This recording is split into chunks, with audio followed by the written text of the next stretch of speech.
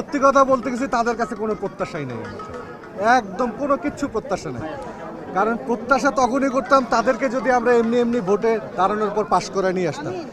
এই দুই প্যানেলের যারা ক্যান্ডিডেট তারা গত 1.5-2 মাস ধরে যে পরিমাণ পরিশ্রম করেছে আমি শুনেছি বা দেখি ফেসবুকে আপনাদের কল্যাণে, তাতে মনে হয় তাদের কাছে এর চেয়ে বেশি কিছু আর প্রত্যাশা করা উচিত না। তারা অনেক পরিশ্রম করে ভোটে দাঁড়িয়েছেন এবং অনেক পরিশ্রম করেই পাশ করছে।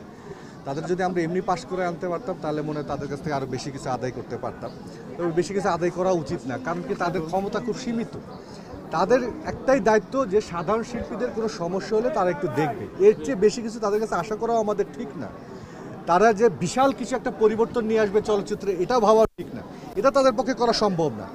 আমরা গত 15 বছর ধরেও দেখছি বাংলাদেশের চলচ্চিত্রের সাথে যারা সংশ্লিষ্ট রয়েছেন যেসব সমিতি, কোনো সমিতি বাংলাদেশ চলচ্চিত্রের পরিবর্তনের সাথে আমার মনে হয় না কোনো ভূমিকা রাখতে পেরেছেন 15 বছর।